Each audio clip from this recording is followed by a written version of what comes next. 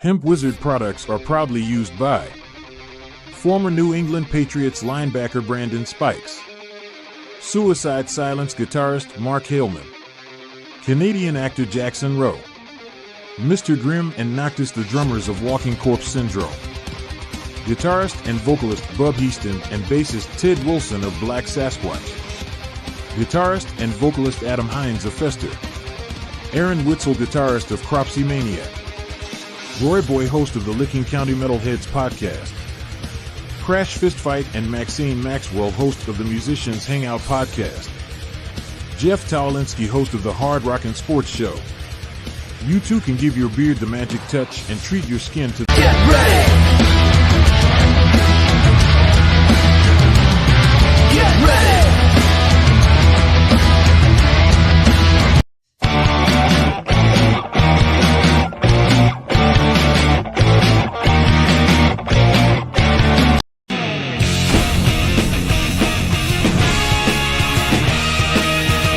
Welcome to the Hard Rockin' Sports Studios and another edition of the weekly video recap.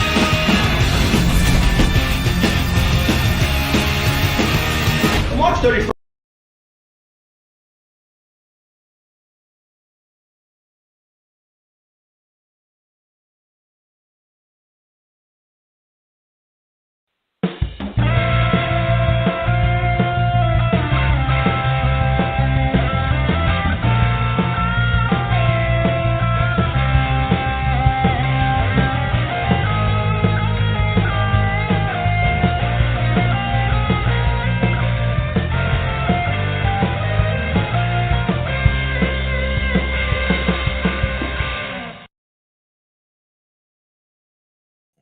well, that's my cue to start the show. Welcome to another live edition of the Hard Rockin' Sports Show, live from atop Hard Rockin' Sports Studios in beautiful scenic Monroe, New Jersey. We are your 2 hour. That's right. We're only 2 hours now, not 3. 2 hour weekly get together. We bring all the biggest news from around the worlds of hard rock, heavy metal, and of course the wide world of sports. Guys, welcome to Thursday night, February the 29th. That's right. In the year of our good Lord, 2024. It is leap year day. Leap year. I think they call it also Sadie Hawkins Day. That's right. I think it's Sadie Hawkins. I looked that up. Sadie Hawkins Day. Yeah, I think where ladies are allowed or expected. Sadie Hawkins Day. Hold on a second. Let me look that up. Date most commonly known as. Oh, sorry, that's not. It's November 13th. I don't know why it was. Oh, the date has on occasion been confused for February 29th. Okay, that's why. All right, sorry. So yeah, it's actually November 13th. But it's people to have confused it with today. Again, it's leap year. But so it's leap year day, leap year as an extra day in the year, and as an extra month day in the month of February. So if you were born today, you celebrate this every 4 years. No, do you celebrate on February 28th? Do you celebrate it on March 1st? It's a good question. But anyway, welcome to February 29th in the year of our good Lord 2024 and the Hard Rockin' Sports Show. And yes, folks, I, as usual, am exhausted. I've had a long week, and it's almost over, I hope. I'm getting old. Thank God work's busy. I can't complain. I have a great job, great people, and but it definitely wears on me. So, we're here every Thursday night. I'm waiting on my buddy Jeff Towinski. I think my dad's out this week. He's a little under the weather. So we'll probably just muddle along with Jeff and I. We got a bunch of things to talk about. We lost another WWF icon or superstar or character, whatever you want to call him. We'll talk about that. We will talk about Jeff and I will give our top 10 list of great sports and music moments we've seen with our own 2 eyes. That's right. This isn't stuff that happened and we didn't see it, or we were, you didn't have to be there, but you had to have seen it, whether it's on TV or in person. So we'll do that tonight.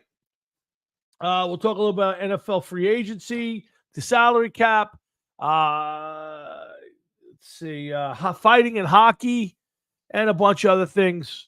I got to tell you, it is a slow time in music. I looked at Blabbermouth all week, and there's just nothing to talk about. I mean, people want to talk about their influence of Eddie Van Halen I just like there's just nothing. Bands Tesla to release a new single this summer. Boy, oh boy. Again, Judas Priest announced his Invisible Shield global album listening party. I mean, there's just nothing to talk about. Rex Brown and Patera returns. Of course he's having a great time. He's making a few bucks. He's playing on stage to probably a few thousand people. And of course Rex Brown's having a good time. Boy. I'm telling you guys, there's just nothing in music that's exciting right now. Slayer, Iron Maiden, Motley Crue, Slipknot, Pantera, and Judas Priest set for 2024 Aftershock Festival. Let's see where the Aftershock Festival is. I think that's California, if I'm not mistaken. Yep, Sacramento. Aftershock returns to Discovery Park in Sacramento, October 10th to 13th for its 12th year with its biggest lineup ever. And the festival, the feature will be Iron Maiden.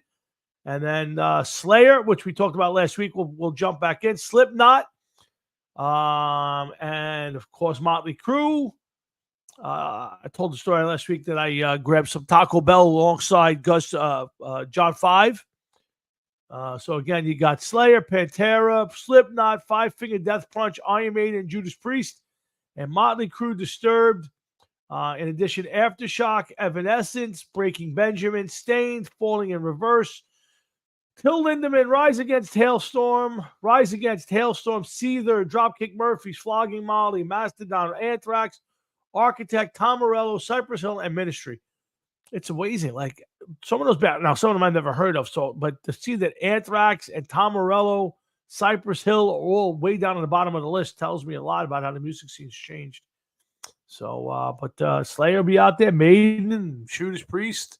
If this was 1986, this would be huge. But it ain't 1986, folks. We had 1990. Whoa, we had 2024.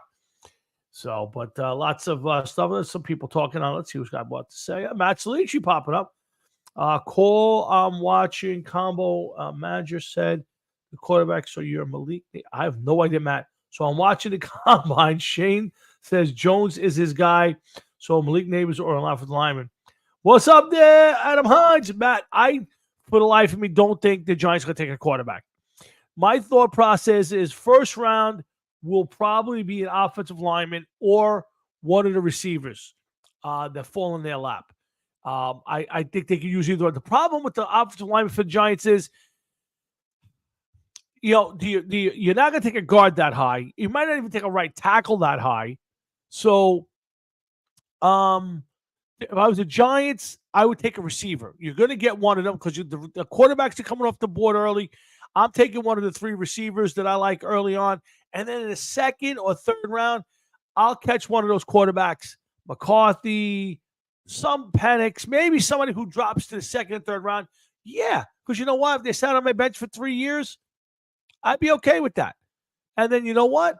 If Jones turns into who he should, great. Trade the backup. You trade him.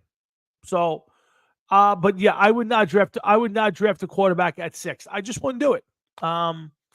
I think you invested too much in Jones. I think the kid's got the goods if he can stay healthy. But yes, I would draft a quarterback in this thing. Hines, what's up, my man? Waiting on Jeff to pop up with us tonight. Yeah, that's a possibility too, Matt. You know what? I do think Barkley comes back. I think Barkley's going to realize he's going to get more from the Giants than he will from anybody else. And he will come back, and I think that's what's. Yeah, see, I don't know. Again, it could happen. The problem with that's going to be he's going to get one of those deals where he gets a lot of money for 1 year, and then they're going to release him after the first year. It's going to be one of those all in, and then it's going to be one of those deals with just years 2 and 3 are not guaranteed. So I'll be surprised if he leaves. If he does, good for him. The running back position is just changed. And while I value it as a fan and an old school football player, yeah, I think that he's a special back. I think there are a few of them. Him, obviously, McCaffrey. There's a few guys who are game changers. unfortunately, the running back position has turned into a dime a dozen, and it's not the position it was, 30 years ago. It's just not. So, unfortunately, I think that he's going to wind up. I do think he's back. I'm sorry. I'll be surprised if he leaves. I think he'll get more from the Giants than he will guaranteed than anywhere else, because I think the Giants value him not only on the field but in the locker room and in the community. And I will think at the last minute he will stay in New York, and that's what I see. But listen, if he leaves, you draft the running back second round, like you said, third round. You get one, and you make it work. The running back position is changed. It just has. So, and I would if I were the Giants, first round is going to be probably a receiver. Take if you're going offensive side of the ball. I would go with a receiver, because the offensive line, I think Neal, if he stays, they may move him in. I mean, if he stays, Neal's either gonna go with him at tackle, or they're gonna slide him inside, and then they'll get a free agent, older guy to play right tackle. So I don't think they're gonna draft an offensive lineman that high. To me, it'll be a running back. It'll be a receiver. That's where I think they're going. I think they're gonna look for a compliment to Hyatt, somebody maybe a little over the top, a Harrison type guy. The kid, one of the other kids from. I think of the other kid. Anyway, it doesn't matter at this point. But lots to talk about. We'll talk a little baseball tonight. We'll talk a little football. I got some hockey talk when Jeff gets on. So stick around. We got. I just see my partner in crime popping up now. He must have had a late late dinner, and he's just getting on board. So let's bring on my best bud and the sexiest man on his side of the screen, Mr. Jeff Tomlinski. What's up, Hefe? No, I forgot to hit enter studio. I'm sitting there waiting. I'm like, he must be running late. And then I was like, what the fuck? So I forgot to hit enter studio. No worries, my man. Jeff, let's start the show off the right way. Hey, Jeff, how was your week? It sucked, man. I had to work by myself. My boss wasn't in to help me out, so he was extra gay this week. Extra gay. That's tough. That's a tough one. All right, but we'll slide past that. What's the good word, Jeff? What's first thing on your mind this week? What have you been? Any gigs? Any extra band practices? What's the good word? You want people that play instruments are just fucked up people, man. I would agree with that. I can't argue that point. There's really not much you could say. They're just, my God, what the fuck? All right, I got it, Greg. So let's get off the music end of it right now. Let me start this off this way. Okay, Jeff, what New York team is most likely to win a championship first? The New York Jets. New York team. Oh my God, here we go. Realistically, be realistic. All right, let's stay out of fantasy. Who's the team most likely to win a championship? The Rangers, the Knicks. Okay, let me go down the run through. Okay, the Islanders won't. They come from Long Island. They won't. The Rangers won't. They got to go another 54 years before they win anything. The Devils don't count. Okay, now we go to basketball. Brooklyn, the Knicks, they have a shot, but nah. Baseball, the Yankees, they're not going to be good this year. The Mets, they just suck. Period. They're like just suck. The Giants are awful. That brings us back to the Jets. The New York Jets are going to be winning a Super Bowl within the next 12 months. I've spoken. You have spoken. Well, let me. So you want to start with the Jets? Let me do that. So there's a poll that gets done every year. It's called the NFLPA. That's Players Association annual player poll, and so basically they ask the players around the league who do the best at certain things. And I am trying to find that poll right this I saw it. They also said that Kansas City was like 31st. Yes. So the first thing I noticed was that my boy Brian Dable got a overall grade of A-, which puts him at 13th in the league. But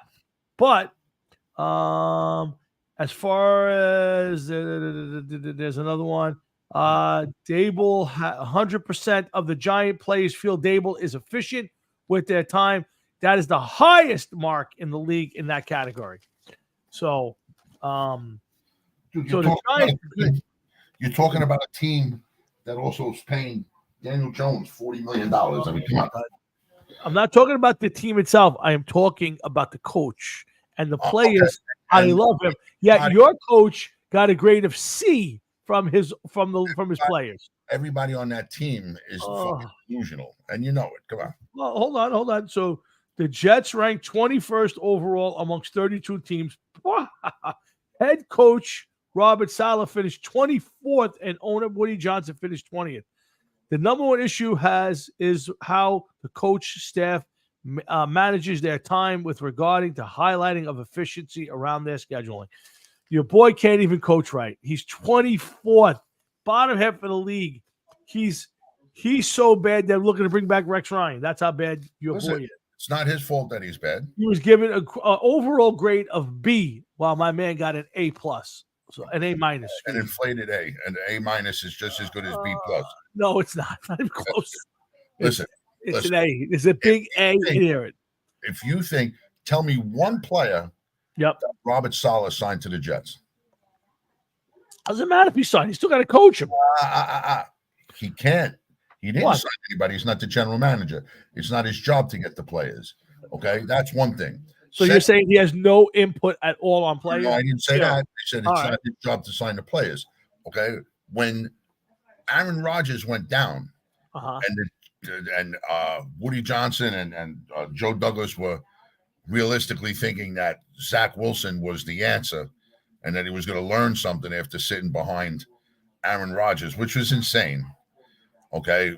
At any level, I couldn't care less. Totally insane. And they didn't do nothing. It wasn't Robert Saleh's fault that team fell apart like it did. He could only coach the people that are there. If Woody Johnson didn't know that they needed a new backup quarterback and Joe Douglas didn't know that they needed a new backup quarterback, then they got more problems than they know. And you know that. Giants have no problems. We're winning a playoff game again next year. We're back. That's the problem. That's the problem. Because you like the Giant fans, they're like we are going to win a football game. Yeah. Playoffs. Okay. How about, what is that? You want to play 18 games and you're happy with that. Okay. What you need to do is try to win the fucking Super Bowl. That's what you need to do. All right, let me explain your team. Hold on. Let me explain your team's. That's your team's philosophy. That's your team's philosophy. Hold on. Well, every team's philosophy should be to try to get to the Super Bowl, not win one playoff game. I just want to make sure I got it right. So the Jets over the last 5 years are 7-9, 2-14, 4-13, 7-10, and 7-10. Those are amazing Super Bowl years. What are the Giants over the last 5 years? No. You brought that up. I'd have to look it up. But 2 years ago, they won 11 games. Look it up. 2 years ago, we won 11 games. I don't think combined you've won 11 games in 10 years. Listen, typical of your kind, Giant fans, you don't want to look it up. So we're going to tell you. You don't want to look it up. I don't have to look it up. I know my team is good. Look it up because their record is very similar. That's it. Hide your face. Go ahead. All I know is my team was in a playoff game and won one in the last 2 years. You can't say that. It's been 10 years. You're right. I can't say that. Exactly. So my team is obviously much better. That means that your team is just so much better than so many other teams in the NFL.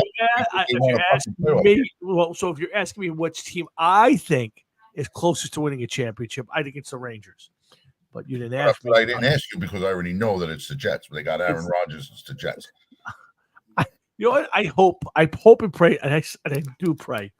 I say, dear God in heaven, please let Aaron Rodgers stay completely healthy this year. Play every snap of every game. So when the Jets go 6-11, there'll be no excuses about it. They won't be, you got Aaron Rodgers got hurt, or we were going to win 28 games. We were winning 2 Super Bowls this year. Wait. Aaron Rodgers got hurt on the 4th play of the first game. Exactly. Okay? That's not an excuse. That's a reason. Okay? If he got injured in the – look at this guy. Paul, you're too short. You can't even see your phone. Okay. If Paul, this is what I deal with every week. I deal with people like yourself. Aaron Rodgers got hurt halfway through the season, then I could say, all right, you got a point. 4 plays in. 4 plays. But that's typical Jets. 4 plays. And you, as the Giant fan, take that and fucking rip it apart, turn it around, and everything else. It's total bullshit. It's not total bullshit. Fucking plays. You can't even tell me what you did in the first 4 plays. It's the black cloud that follows your franchise. I mean, listen, maybe it is. Who knows? We'll find out. This year, he probably won't even get through training camp without getting hurt. But I pray, I do. I call out to Jesus every night. I say, Jesus, please let Aaron Rodgers play every minute of every game. So that Steve Burrow. Listen, and then listen. This was it like 1995? Don't listen to him. He also thinks Bon Jovi's a great band too. Whatever he says, nothing. Oh my God, Hard Rock Sports. That's Jeff and Tom. We're having a good time already. We're talking a little football. We got a lot to get to tonight. But we have a little sad note. We have to acknowledge the passing of another WWF icon, legend, character.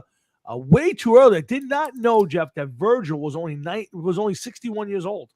Yeah, just a little bit older than us. And by the way, another WWF superstar from years ago was also shelved for the rest of their lives, where they were in prison. Oh man, what was his name? Fuck me, not Blackjack Mulligan. Blackjack something. I gotta look it up. He killed his wife. Oh my God, really? Yeah. I'm looking as we speak. Yeah, he was 70 years old, and he killed his 85-year-old wife. It's not Billy Jack Haynes, right? No. It wasn't Billy Jack Haynes. It's Billy Jack Haynes charged with murder in connection to wife's death. Well, that's him then.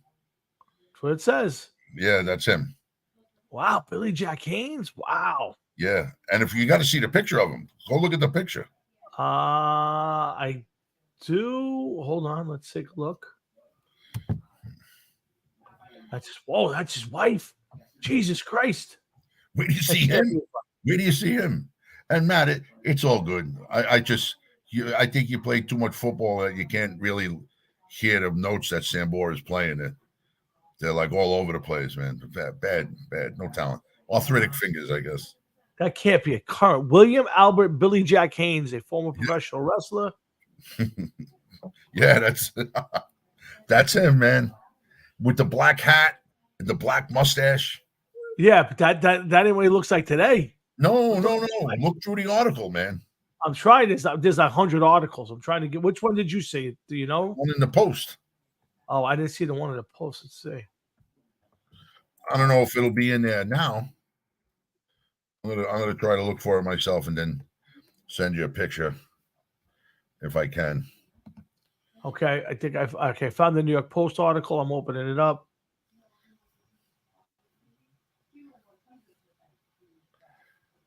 Okay, why am I seeing Joe Biden? That's the early days of Billy Jack Haynes. If I can get you this picture, which I think I could get, you're going to say, who is this? His grandfather? Oh, wait. I think I just oh man, that's Billy Jack Haynes. Holy cow. What the hell happened? With the gray like a flannel shirt with the gray hair? Yeah. That's him. Hold on, I'm sharing it in. Hold on. Time is what happened to him, bro. Holy cow. Yeah. Yep, that's him. Dude, he could have came down the block and threw me in the full Nelson and I would have known who that was. Holy cow, looks nothing like him. Yep, that's him. mean, hold on. Let's see if I can find it. That's him in his heyday. And then that's him now. This is his wife. Look at his wife. I know. Unbelievable. That's him. And he murdered her. What the hell is he thinking about? Holy cow. That is fucking dude. I don't even want to look at this stuff anymore. It scares the crap out of me. Scares the living crap out of me. Holy shit. Oh my God. That is freaking. Yeah. Pretty sick, Wow. right? My And you God, got that's crazy. you got to see the picture of Virgil. I think I saw a picture of Virgil. I What, he did got see a cancer picture. or something? He died of, hold on. I want to say he died of dementia. Do you know he's been going by he's been wrestling recently as of 2020 as Soul Train Jones, which I thought was interesting. But it wasn't the last picture I got, the one picture they have up here is pretty recent, but it looked pretty good. But he had several strokes and again the onset of dementia. And I said, how old is the guy? 70 something, 61 years old. Jones was diagnosed with dementia in 2022 and also had 2 minor strokes. Holy cow. Virgil passed peacefully. First off, I didn't realize he was in the at WWE that WWF that long. He was there from 86 to 95, which I thought, 86 to 95. And he won the $1 Million Championship in 91. And then he later worked for WCW from 96 to 2000. And he went by the names of Vincent, Shane, and Curly Bill. Yeah, I know what his real name is? What? Mike Jones. Mike so Jones? Why Virgil? That's his real name. So why Virgil? Good question. Matt, we're not disregarding you. We're just stuck on this for right now. But give us a minute, Matt. Well, I just got to get past this. I remember the WWF stuck on these crazy, the Red Rooster, the Brooklyn Brawler. So when it came to Virgil, how did he wind up with Virgil? He was the man assistant of the $1 Million Man and bodyguard. Okay, and, so you're saying Virgil fits more as a manservant? Yeah, I don't know. Yeah, manservant. That don't sound very good. I don't know how. I know that when he ended up breaking away from what's his face, the $1 Million Man, it's like he went after, he attacked him, he turned on him. Yes. So, and it was that they fought over the belt for a while, the $1 Million belt. Well, I mean, this one is. The Billy Jack Haynes going to jail is frighteningly frightening because his picture is just. I can't believe that's him. Yeah. I mean, how old is Billy Jack Haynes at this point? 70. Holy cow! Yeah, but I can't believe that's his wife, and that's what he looks like. Yep. Dude, that is freaking frightening. Yeah. But okay, and then Virgil again. I guess all the. I don't know if he was a steroid guy, so I don't want to cast aspersions. Virgil? Yeah, I think it's safe to say, yeah. But I mean, maybe all the bumps in the head and the punches and the all that stuff. What's up, Johnny Collins? I think that I obviously had to have attributed to something, but 61 years old, way too young. He was on the list of people at that event we're going to go to. So it better get here soon because I don't want them dropping off before we get there. Yeah, I don't think he's going to be on there much more. These guys seem to drop quick. You know what I mean? Oh my God, yeah, it's frightening. I gotta tell you, I think there ain't many of them left at this point. I've been the WWE. They're back again. They do 2 things every Sunday. They do a biography of a legendary wrestler, a lot more current guys, or I was just saying like the Randy Ortons of the world. And they do a rivals thing. It's usually like 2 wrestlers who had big rivalries. They may have been friends, but they had big rivalries during the third time. Every Sunday night, A&E, really great stuff. If you guys get a chance to watch it, they show some old ones and then they show a current one. Very, very good. If you're an old fan of wrestling, especially of the 70s, 80s, 90s, it's a good watch.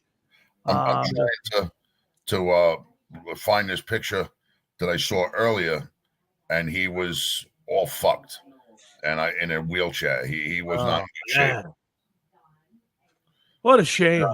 Matt, let's go back to Matt's comments for a minute. Let's see. So I'll see the Jets get a solid right tackle, another bonded threat at wide receiver. They can make the playoffs. They have an excellent defense. Matt, I agree with you. Their defense is good. I even think their special teams is not bad. The punter and kicker are not bad. The problem is, one, they don't have enough weapons. Two, they need more than one piece on that offensive line. That's a solid 2 of 3 guys on that offensive line. That's a big hurdle to come over. Two, I have a big question mark on their offense and how they run it. Now, listen, to Jeff's point, maybe with Rodgers under center, maybe it'll be better next year. I won't disagree with it, but I still think that they have a huge problem in the offensive line, one that Joe Douglas has just not solved in the last 5 years. No, listen, there's a lot of teams that have offensive line issues, and it's not an easy thing to fix. And the Jets proved that when they signed Becton, they drafted Becton. And if you remember, I said that guy's just too fucking big, way too big. You can't draft almost 380-pound man to play the offensive line. I just think that it's insane. But, I don't know what they're thinking, and I don't know. Well, and again, I still have a big issue. And again, it's a long way. I have not seen anything yet. You got Vera Tucker. Don't forget this. You got Vera Tucker, who can't stay healthy. Correct. He gets hurt every year. You got the new center, Tippmann, whatever his name is. Yep, Tippmann. He was drafted as a center. They put him on the right side of the line and then put him as center again. And then when he was a center, he wasn't exactly doing the greatest of jobs. Yeah. Okay. I agree. Pretty solid considering whose offensive line he was on. And when I keep saying, and I've said it on more than one occasion, that Aaron Rodgers is a different quarterback, way different quarterback than Zach Wilson. A half second is a big thing for him. Okay, sure. If he gets a half a second or he gets rid of the ball a half second faster than Zach Wilson did, I'm not saying that they're going to the Super Bowl. I'm not saying that they're going to be a successful team, but I know for sure he's going to win more than 4 games just because he's Aaron Rodgers. I don't see any team with Aaron Rodgers as the starting quarterback winning 3 or 4 games through the year. I just don't see it. As long as he plays and stays healthy, I could see them breaking 500. But yeah, I listen. I think they could be a better team. I still think they're in a tough division.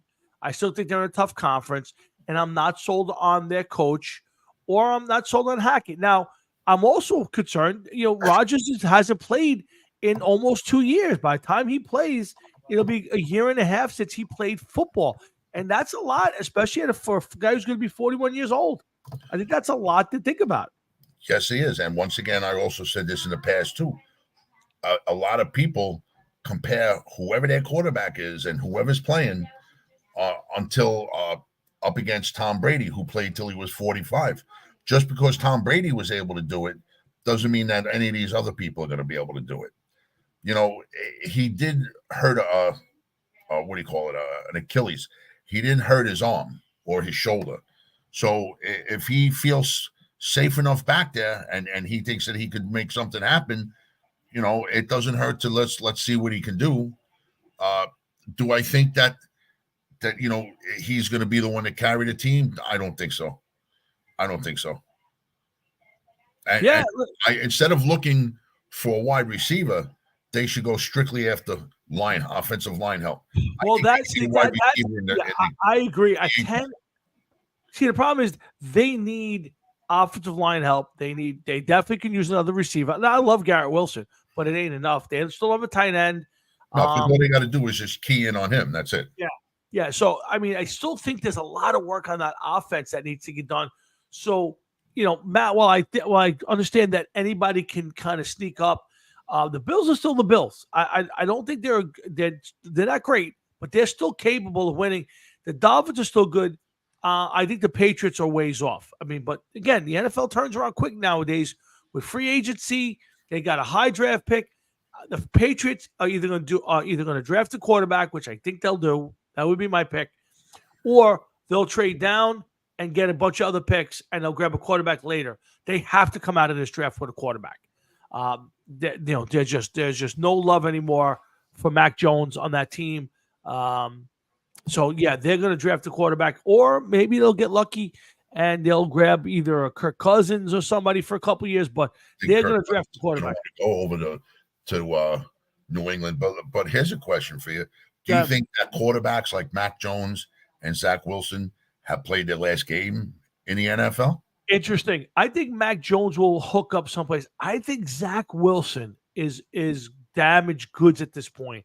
I think between all of the lack of playing well and the bullshit off the field, especially, that whole thing that came out, Jeff, late in the year where he refused to play, which I don't necessarily believe. I can't imagine anybody saying, I don't think I won't play. So I think that's bullshit, man. But I think he's so disliked in his own team that I think another team will be reluctant. He may have to go to another league to resurrect his career. I do think Mac Jones will get a spot somewhere else. I don't think Zach Wilson has a spot this year. I do. I don't. I'd be shocked. I got a tendency to agree with you. I don't think he did anything. How many times are you going to bench somebody? Yeah. In hopes of waking them up, and let's face it. I know what I just said 5 minutes ago about Aaron Rodgers and being able to do things in a little bit less time, but it looked like he didn't try to get better. Zach. I agree with you, and to Matt's point, he may wind up as a guy in the UFL trying to resurrect his career. Yeah, I think that's a guy who might need to go someplace completely off the radar. I'm sorry. When everybody talked about his tools, I never saw it. I watched his film from college.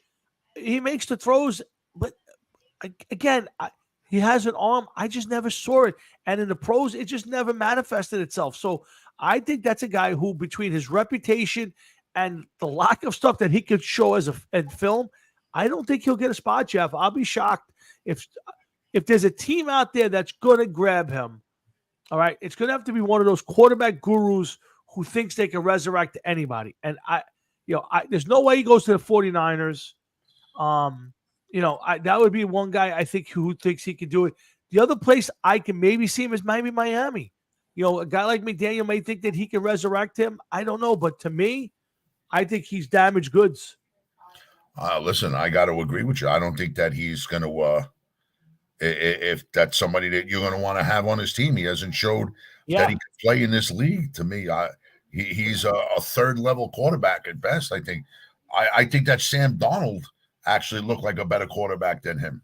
Yeah, and there's a lot of talk. In fact, Frankie Canado sent me something today that said that that some teams, especially the Denver Broncos, are looking to bring Sam Darnold in and give him a shot. I think I won't say resurgence. I would just say with the decent play of Baker Mayfield, I think there's a little bit of something out there with teams who might want to take a chance on a guy who had some potential coming out of college. Now, I was never a big Sam Darnold fan. I thought he had that one great Rose Bowl game in his career. Other than that, I never thought he was much more than that. But he's been around long enough, and I think there's going to be something to be said for some of those guys, Jeff, to get contracts with teams who don't want to take the Mac Joneses of the world or the Zach Wilsons of the world, but don't want to pay $40 million either. And I think you might see a place where Sam Darnold gets a shot at being the lead guy for a year or two.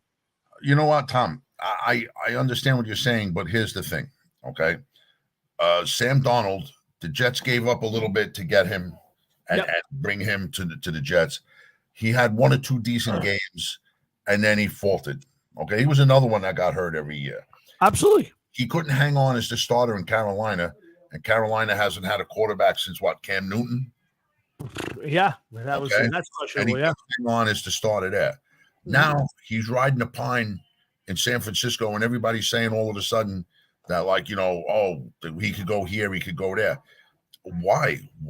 Here's somebody. Yeah, he hasn't played. Yeah, you're right. We talk about Aaron Rodgers, but at least he has an injury. Here's somebody that hasn't played in 2 or 3 seasons, maybe 2. I'll say 2. Yeah. Okay. I just don't. I don't think that I don't think that it's going to be what you think. I don't listen. I don't disagree. I'll give you another name. Because let me ask you something. Yeah. The Giants go out and sign Sam Darnold. Yeah. Okay. Now let's say that Daniel Jones plays. Daniel Jones gets hurt third week of the season. Yep. He's going to be out 2 games. How comfortable do you feel with Sam coming in? Not at all. No, not at all. Right, so now you're talking 2 games you don't feel comfortable with. Where do you see him going as a starter?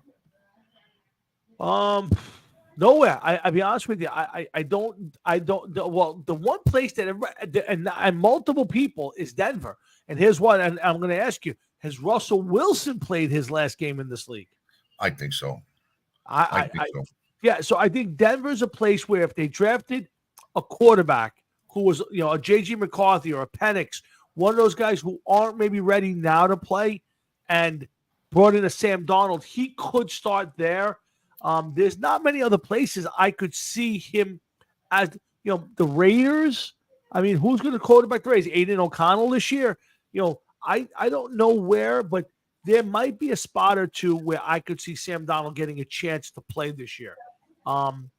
Again, it's not my choice, but I think the interesting one is Russell Wilson. If Russell Wilson gets released, where does he go for a job?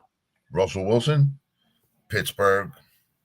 I think Pittsburgh is going to stick with Kenny Pickett. I don't think they're going to come off of Pickett at this point. I think they're going to try to make this work.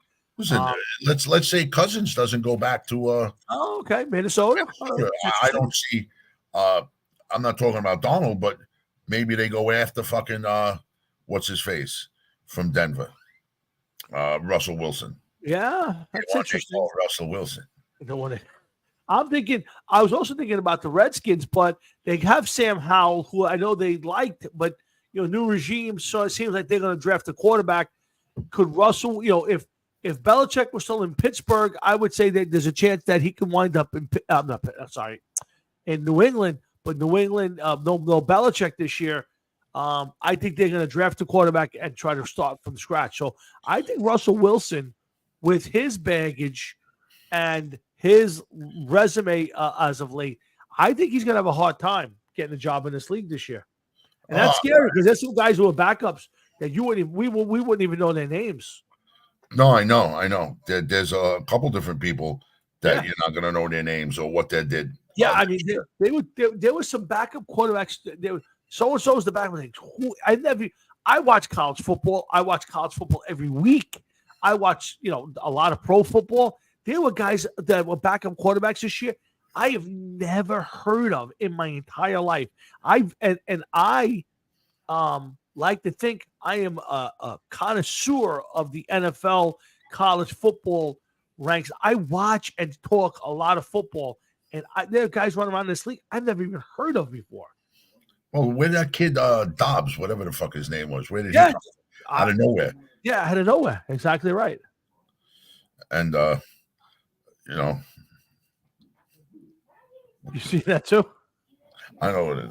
It's Sharon's son's girlfriend's. Oh, I'm wondering who that is. Okay. Yeah, no, it's all good. Don't worry, it's okay. Okay, because we get a few of those every once in a while. I gotta kind of go. All right. Usually they come from far away, exactly, Western states. Yeah, they come from faraway lands. And those are the guys you got to worry about. That they're in mom's basement, maybe looking up our names on Facebook and taking our pictures and pasting their basements with their pictures, doing all kinds of heinous things.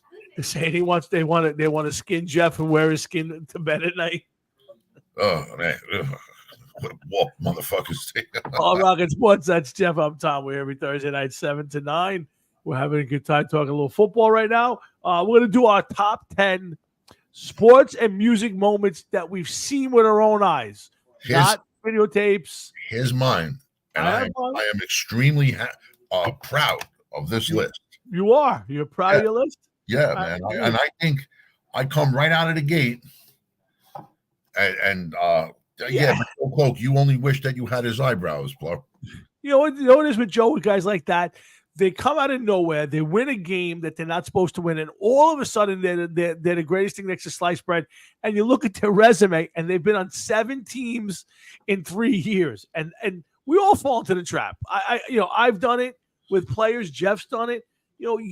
Everybody does that. You get a guy like Dobbs or Josh McCown, and they're just journeymen who bounce around. All of a sudden, they win a couple of key games. Look, Tommy DeVito. I'll give you Tommy DeVito from the Giants. Look at you can't use Josh McCown because Josh McCown was actually respected in the league, and actually when he went in there, he did all right for himself. This guy Dobbs, he was like the one that you were talking about, like 7 teams, 17 different practice squads. That was just this year, you know what I mean? Never mind Tommy DeVito. At least he got drafted by the fucking Giants. Well, he's undrafted free agent, but yes, I agree with you. I thought he got drafted in like the 6th or 7th round. No, he was an undrafted free agent. So that makes the story even that much better because he actually played. He actually stepped on the fucking field. Yes. Yeah. Guys like Dobbs are a funny thing because they have one decent game and all of a sudden they're the greatest thing next to sliced bread. And then it's like 2 or 3 games later, and they're 1-2. They're going to pass a rating of like 6, and they're comparing him to Jeff and my stats from the NFL. You know what the thing is too. Bubby Brister at least had a decent career. I'll give Bubby Brister a different story, Joe. I thought Bubby had a decent career. When you get a guy like that, Dobbs, and he goes out and he has a couple good games, the NFL takes notice. And they want to capture lightning in a bottle. Oh, absolutely right. Before the clouds get gray. You know what I mean? 100%. They got a chance. It's like they want in on the ground floor of this guy. Absolutely. And Brock Osweiler is a perfect example of that. Absolutely, yes. Let the people get the Brock Osweiler stats. This guy played a game and he only had 1 interception and he threw 2 touchdowns. How many yards? 180 yards? Sign him. Like how unacceptable is it for your quarterback to average less than 200 yards? And I'm not saying that was the case with Dobbs, but like there's been several quarterbacks. Zach Wilson was one of them. Mark Sanchez was another for the Jets. These guys weren't even cracking 200 yards on the norm. And they were like still on the team. I don't understand it. It's the truth. Listen, I get it. And you're right. NFL every year is dying for that feel-good story. That guy who came out of, the guy who comes off the couch or out of the cornfield, and they have a big game, and all of a sudden he's going to be the next big thing, and they're going to ride him out, and all of a sudden, like 3 weeks later, he's buried on the bench behind some other guy who's trying to make the same story. So he's the 5th string quarterback. Even the punter gets on the field before him. They're running single wing or a wildcat to keep off the field. So I get it. Yeah. I don't know where you go with these guys. It's so strange, but. Let's go back real quick to Zach Wilson and Mac Jones. That's what we started out with. I think those 2 guys are going to have to go. Both of those guys have developed a really bad reputation in the league as maybe prima donnas or guys who don't put the effort in and have not achieved to where their draft status was. I think both those guys are going to have to do a reset. The question is there a team in the NFL that will give them a shot? And I don't know. It could be one of those things. Who's the guy, Jeff? He played in Buffalo recently. He got drafted somewhere else. I'm trying to think. It starts with an M. Oh, my God. And not Baker Mayfield. It's another guy. Got drafted, didn't pan out, went to Buffalo, backed up for a couple of years, and then also got a job at Pittsburgh. Trubisky. There you go. Mitchell Trubisky. So here's a guy who got drafted, was a bust, sat in Buffalo for a couple of years. Everybody thought all of a sudden became a real quarterback, went to Pittsburgh and shit the bed. That's the typical, that's the new typical for the NFL. He shit the bed wherever he went. Yeah. Now Baker Mayfield has actually done a decent job. I won't say resurrecting his career. I'll just say he's done a job at least becoming a stable NFL quarterback this year. Now, can it come to Geno Smith's another guy who's kind of resurrected his career in that way, but not a guy you want to pay $40 million to be your full-time quarterback. No, but you want to know something? A lot of these guys are getting that kind of money not because of their performance. I feel they're getting that kind of money because they know that, okay, we're going to sign this guy for like Daniel Jones, give him $40 million average over 4 years, 2 years guaranteed. Because if he sticks on and we keep him in year 3, the average quarterback may be making $65 million. Now we have him under wraps at an average of $40 million. We're saving, theoretically, $25 million a year by signing him now to this. we're paying them big up front, but in years 3 and 4, it's a different story. And I think it's a bad way of doing football.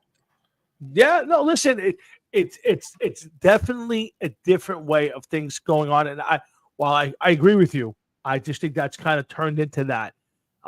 Listen, the NFL is completely upside down. Running backs don't matter anymore. Quarterbacks get paid, 25% of the entire team budget, regardless of how good they really are. I mean, think about it. Guys like Dak Prescott and Daniel Jones are getting $40 and $50 million a year when, realistically, they've done very little to accept it. But that's the norm. And unfortunately, that set the precedent for where we're at today. And the NFL is just a different animal today than it was 20 and 30 years ago. And we have to accept it and move on. So, there's very little we can do about it except watch it, enjoy it, and hope that our teams somehow get on the treadmill of, hey, we're a decent team and we have a couple decent years.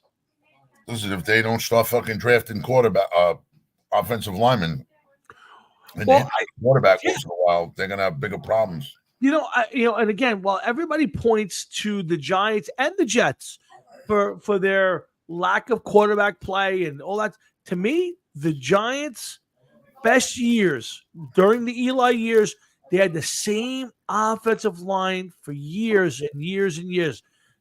They had the same core of Deal and Kareem McKenzie and Snee and that whole crowd for years. And the Jets, the same thing, with Kevin Mawai and Ferguson and what's the other kid's name? The one that had the sister looked like a bigger version of him. Mangold. That's when they were good. And what's happened the last 5 or 6 years? The Giants and the Jets have not been able to put an offensive line on the field the last 5 or 7 years that we would say has been even NFL average. And until you do that, I don't care if it's Aaron Rodgers, Bart Starr. I don't care if it's Joe Namath.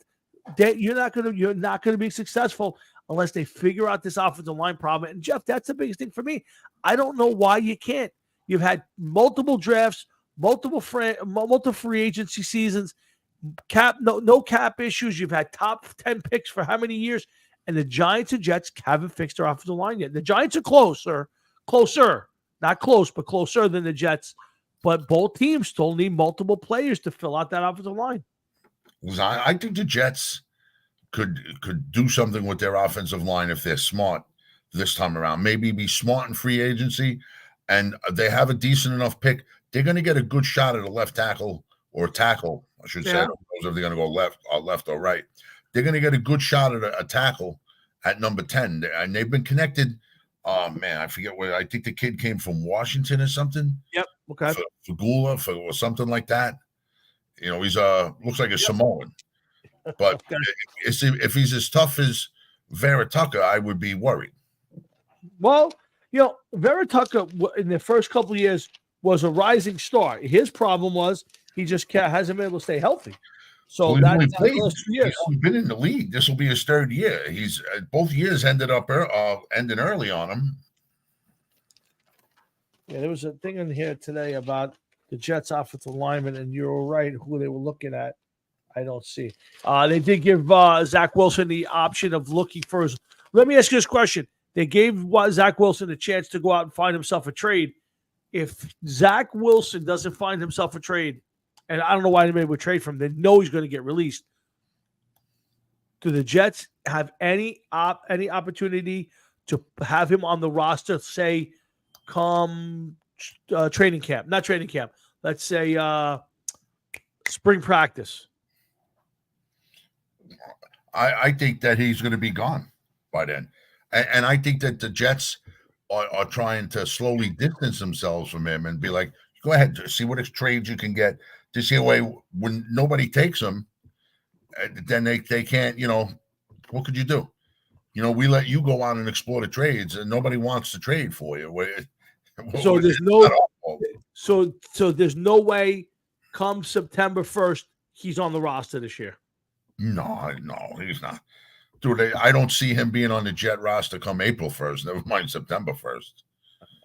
I think the first opportunity they have to cut him, I think they're going to do it. I don't disagree with you. I think that for the locker room's sake and for his sake, to be honest with you, I think he has to go. I don't think there's a chance in the world he can wind up back here. So no, I don't see him. And even if he does, a team may trade for him and say they take a 7th rounder or something, or a 6th rounder for him. Mm-hmm. Okay, what's to say that he even makes it? It may be we'll trade a 7th rounder, a 6th rounder if he's on opening day roster. You know, it's going to be something silly like that. But Matt is probably right, and he's going to find himself in another league. And even then, what happens if he goes to the UFL and he sucks there? Well, listen, but then I think at that point you got to know he's done. I mean, at that point you got to know he's done. Now, listen, the kid's made some money, and I think it comes down to if you go to UFL and you fail there, you got to go back home and coach high school football. That's it. You go back and coach high school football. Are you even going to get a high school offer? I don't know the answer to that, but you're not going to get another pro shot. Here's the problem for him. If you take that advice that Matt has or we have, you go back to and you try to go to UFL. If you do get a team and you fail in the UFL, you're done. Like you'll never get another spot. His best shot is to go back into the NFL and carry the clipboard, and then hope a year, 2 or 3 from now he develops something. Somebody gets hurt, and he goes out and has a game or 2, and maybe he gets a spot somewhere along the line. That's his best option. But if he goes to the UFL and fails, well, then again, that's it. The best he can hope for that is the Staten Island Touch Tackle League. Yeah, if he's even not lucky. Yeah, if he's even not lucky. All right, guys. Hard Rocket Sports at Chef and Tom. We're 8 o'clock. It's time to do our top 10 sports and music moments seen and witnessed by our own eyes. And to me, this is something that's you have to have seen with your eyes. And again, it could be nostalgic. It could be a great moment in sports or music. Something that and for each of us, the best moments in that we've ever seen. And I'll tell you. So, Jeff, I'm gonna let you go first, and okay. You tell me what your top 10 is. All right. Well, I'm going to start from 10 and work my way to number 1. Go ahead. Number 10, going with my friends to go see the Spinal Tap movie. Oh, very nice. That's a great music moment. Okay. It is a music moment. It is not a concert, but I felt as though that it had to be there because of the connection that we still have to that moment that day. Absolutely. God, great. That's a great one. Go ahead. Number 9 would be Black Sabbath at Radio City Music Hall, playing under the name of Heaven and Hell, getting to see Ronnie James Dio and Vinny Appice play with Geezer and Tony Iommi at Radio City. Interesting. Unbelievable show. Number 8, the Stanley Cup, going to see the Stanley Cup in person twice and getting my picture taken with it twice when I was a huge hockey fan. Wow. I know it's not a sporting event, but it's not every day that the Stanley Cup is in your area, much less you're able to get a picture taken with it. I went to Manhattan at one time and in JCPenney in the Staten Island Mall. The Stanley Cup was in the JCPenney in the Staten Island Mall? Staten Island Mall, yep. Wow. Number 7 was the fall of 1996. I just got married at the end of the summer, and we had come across hockey tickets up the ass. It was like somebody was just printing them out for us. We were going to hockey games. I couldn't even tell you how many we went to. There was games where we were giving tickets away. We had so many different games that we were going to. Wow. So this is when, I was first married and didn't have any responsibility, of course, at that point in time. And we were just going to hockey games like, a couple times a week, it seemed. Right. Number 6, I don't know if it was 1980 or 1981. My mother and father took us to a Yankee game. Wow. And when we were watching them warm up, Rich Gossage was in the outfield, And I was, 11, 12 years old or whatever I was at the time, 14, 15, yelling for Rich Gossage to see us. And he took the ball and he threw the ball towards us underhanded. And this guy that was probably twice the size I am now literally pushed us out of the way and was able to snag the ball that was coming my way. But nonetheless, I got his attention. And, Reggie Jackson was kind of posing as he was throwing the ball. He was giving us some good shots for everybody in the crowd. So it was a moment I'll never forget. Number 5, Black Sabbath at Jones Beach, when me and you went to go see Black Sabbath. Absolutely. That was a cool moment, because all the times that we've talked about it and everything else, we finally got to go to like a major concert like that, so which was really cool. Sure. Number 4, the 1996 World Cup hockey game that we went to that year. That was a cool event. It was the United States. I don't remember who they were playing, but it was a cool game. And we got to see that. And I think the United States won the World Cup that year. Number 3, the Monsters of Rock, getting to see Metallica for the first time at Giant Stadium. It was an unbelievable show. Metallica, I think, was like the second or third band that day. And the crowd destroyed the bathrooms. There was a flooded water everywhere inside the stadium. It was great. Number 2, Temple of the Dog. Me and my wife went to that concert at Madison Square Garden. They had not toured in years, and it was lucky enough to get the tickets and be able to go to that show, especially since Cornell ended up dying like a year or 2 later. So at least I got to see them. And right. Then number 1 on my list was during the end tour. Me and my wife we went to see Black Sabbath at Madison Square Garden. When it comes to a concert and a big band, I don't think there's a better place to go than the Garden. And I would agree with that. Yep. To see see Black Sabbath play at the Garden was just unbelievable. And they were just unbelievable. They nailed it. They destroyed everything. It was just unbelievable. So that is my top 10. Wow, good for you. That's a really cool top 10. The Spinal Tap moment, your Goose Gossage, your Reggie moment, that Temple of the Dog. That's a good list, Jeff. That's I like it because you're stuck in a couple things that weren't, like seeing the Stanley Cup at the J.C. Penney's is fucking amazing to me. But those are pictures around someplace, man. Oh, that is very cool. Like that is super cool. All right, so I'll give you my list. I had some moments, like the time I opened the door for Jim Rice and didn't know it was Jim Rice. Like I was going to put those on there, but I thought it was too specific. So I kept those off. Anyway, I will give you, my coolest moment. And again, I got lucky my years at Fox. I sat in the Met dugout for the 2000 playoffs. They were playing the Giants. And I sat in the Met dugout for 2 games, just listening and watching and hanging out with a player by the name of Lenny Harris. And just had a great time.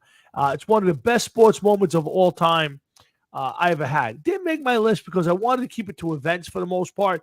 But I had a lot of cool sports moments doing the radar gun, being on TV, literally being on TV every week for a few years, doing the radar gun for Fox and all my Fox moments. I narrowed it down to 2 Fox moments, which I'll get to. So let's do my list. At number 10 was my very first Kiss show in 1979. In 1979, I was 12 years old, maybe 11. And my Uncle Frankie took my my brother and his sister to Madison Square Garden to see Kiss Dynasty Tour. And it's one of those things until you experience it. As a kid, you watch, we'll listen to Elvis in the cars.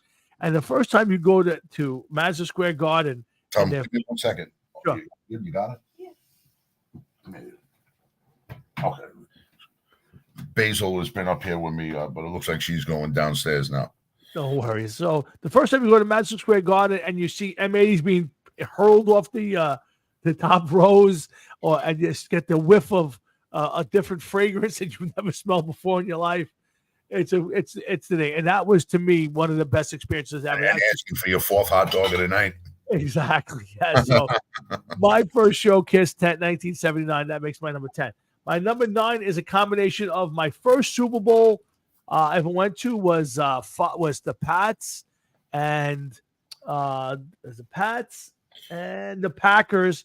Bill Parcells, Drew Bledsoe versus Brett Favre in New Orleans.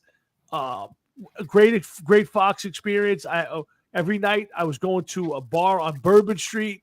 Young ladies were disrobing, and I was getting free drinks, and it was one of the best experiences of my life. Combined with 1996, I got to go to do the Final Four in the Meadowlands. I sat for 2 games on the Final Four underneath the basket, and my job was to cue the band.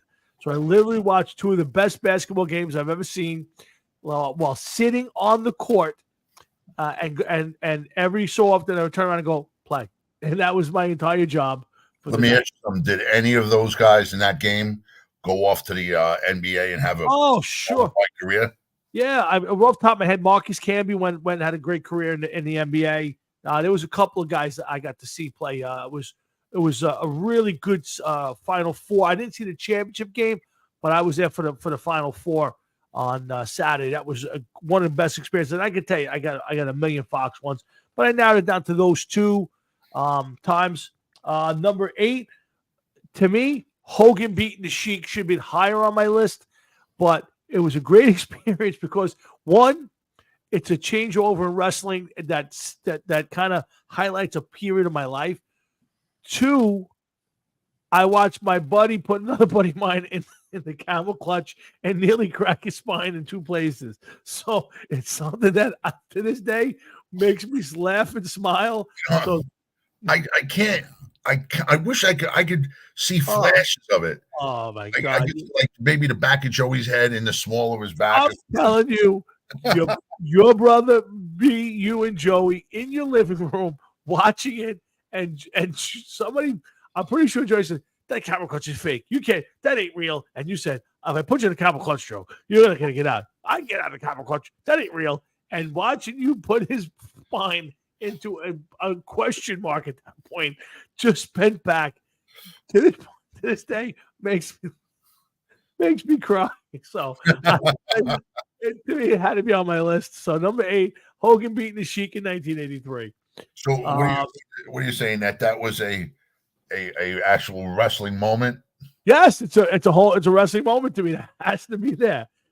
Number 7 has to be my time. I got to see Black Sabbath once. It was with my buddy, and that was at Jones Beach. It was a great concert, and one I'm glad I got to see. I mean, it's a band that I never had any thought to go see before, and they didn't disappoint. They were a fantastic concert.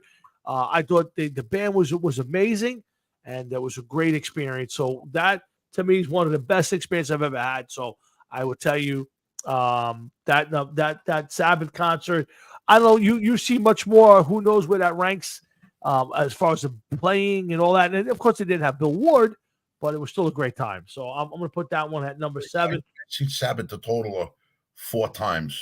From 13 on, right? And with Ozzy, I think 4 times, because 3 times, 4 times. And listen, it was a good show, man. Yeah. Without a doubt, it was a good show. It was a good time. Number 6, WrestleMania 3. 1, it's the best WrestleMania of all time.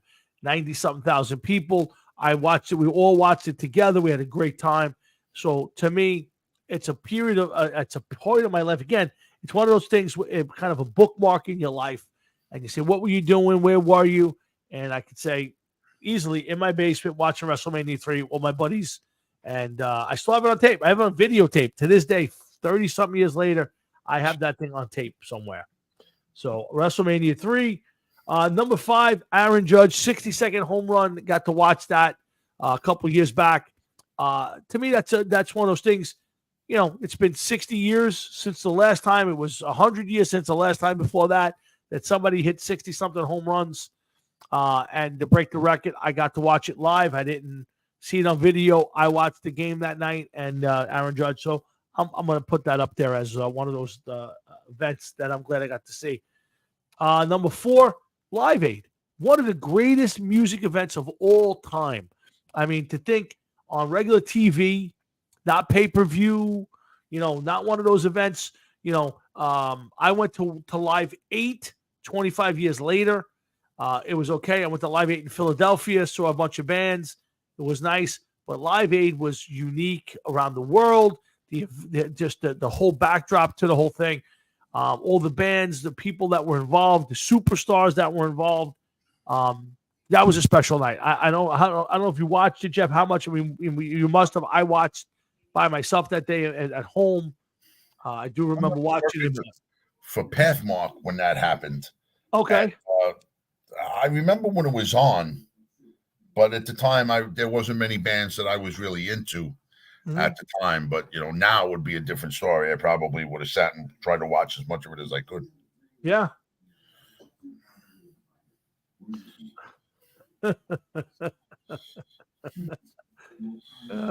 Yeah, that was yes, that Matt, that is one of my highlights that night too. There was I did come to not I would say Matt's rescue. I would just say I came to aid my good buddy Matt that night. Keep going on with that. I gotta go take a quick leak. For anybody who doesn't know what Matt's talking about, back in the 80s, I guess it was 86. In Midland Beach, Staten Island, we used to meet every Saturday night at a place called the Midland Beach parking lot, and it was absolutely a hole in the fence that separated the parking lot and the beach, and that was our spot. And every Saturday night, a bunch of us would drive our cars down there, and the parking lot was filled. And again, that's an event that will always bookmark my life. Those few years, we did it a couple years in a row. Second and third year wasn't as great as the first. 1986 was completely, absolutely off the chart, insane. We had a blast, and Matt, there was a few brawls, I have to say, and Matt's highlighting one of them, and it was a blast. But that was a good time. Hole in the Fence. Where are you going to be Saturday night? If you want to come down, we'll be at the Hole in the Fence, and everybody knew that was our spot. And everybody knew that that's where we were going to be on a Saturday night for a few years, but for sure 86. And yeah, Matt, yes, jump into Victor's car, jump into your friend Chris's pickup. Nothing better than driving down Highland Boulevard on a Saturday night about 9 o'clock. A couple guys driving and about 8 guys in the back seat of a pickup. Think about that today. 8 maniacs in the back of a pickup truck driving down Highland Boulevard, just being completely out of our mind. Cops pulling up next to us, laughing. Today, forget it. We probably wind up in jail for it. Beers at the 24-hour store. So yeah, Matt's got it nailed. 1986 is definitely a highlight year. I mean, beside my Giants winning the Super Bowl, the maniac year we had in 86. I mean, literally driving up and down Highland Boulevard in the back of a pickup truck with 8 or 10 guys or more sometimes, just causing, no, not trying to fight with anybody, just hanging out, having a good time. Cops pulling up, laughing. Nobody. You drive without a seatbelt, they're putting you in jail. I'm talking about 8 guys in the back of pickup trucks with beers, just hanging out. Stuff of legends, guys. Stuff of legends. Anyway, let's get back to my list. Again, my number 4 thing was Live Aid. Number 3, Giants beat the Pats, 2007. I mean, the Giants weren't supposed to win. They weren't supposed to even make the playoffs. They beat the team 18-0, and they go on and win the Super Bowl and take away the perfection from my alternate team. Yes, Joey Cloak Metuchen. Joey was part of that crowd. Number 2, Rangers win the Stanley Cup. Jeff, I mean, it was 54 years, and it's another 30-something years since then. Hasn't come close. Well, 2015, they went back to the Super Bowl, the Stanley Cup, and lost. So, but that was a special year. I mean, beyond what was going on in the ice, I mean, I remember playing hockey every single day at PS13. You would go up there, and it was packed. On a Saturday, it was 6 teams up there trying to get time up there to play. You went during the week, you could play hockey every single night, down from a 3-on-3 without goalies to 10-on-10s with full end-to-end rushes. What a shame, man. The kids today, they don't even know what hockey is to even go out and play it. I'm telling you, what a shame. That was one of the best years ever. 94, I'm telling you, the entire Rosebank was PS13 any night of the week. But I'm telling you, Saturday and Sunday, you go up there and there'd be 25 or 30 guys trying to play hockey. Yep. Every Saturday and Sunday. And everybody had a jersey too. Yeah, everybody. Yeah, 100%. Everybody showed up in some sort of colored jersey.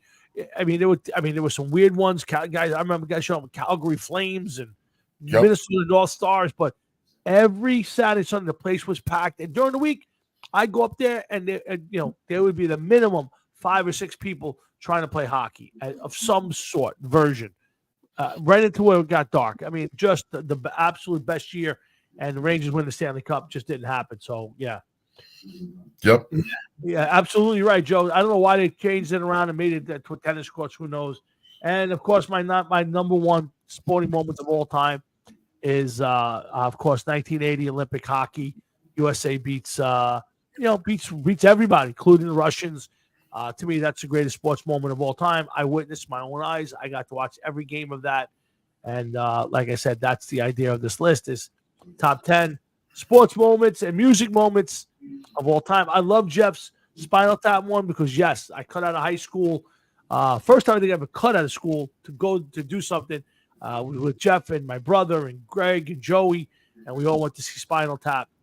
So that was that was a great one. Of course, so many different ones. Matt, let's see, Matt's got the, of course, Bon Jovi. I remember the first time I ever heard Bon Jovi. I was in Metuchen with Matt at one of his friend's house, and they put on I don't know if it was the 98 degrees Fahrenheit or maybe it was Slippery When Wet.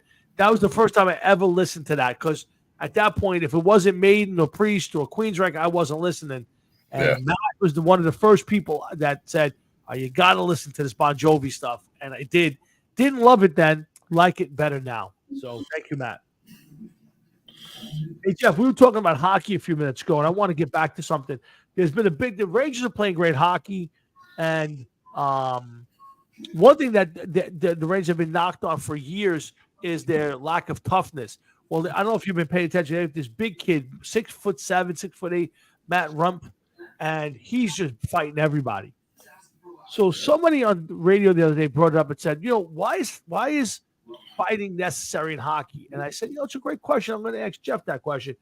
Jeff, is fighting in hockey necessary, and why? It's not as big a thing as it once was. I mean, years ago, people would lead the league in penalty minutes with sometimes well over 300 minutes, approaching 400 minutes a season.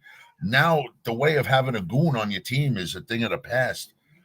I'm not going to – it's a way to get the team riled up. It's a hard impact sport. So, somebody gets hurt or somebody gets hit hard enough and, somebody on your team takes exception to it, they may go over there and, try to start in with one of their players to even things out. But is it needed in the sport? I don't think it's needed in the sport. I think it gives the sport an outlet to change the momentum of the game. You have a guy that goes out there and causes a problem. Look at the Rangers had over the years, Ty Domi, Esa Tikkanen, what was it? Barry Beck. Was he on the Rangers? He was on the Rangers too, right? Sure. Right. Oh, shoot the puck, Barry. Nick Fotiu. These were all people that were hard hitters. Darren Langdon.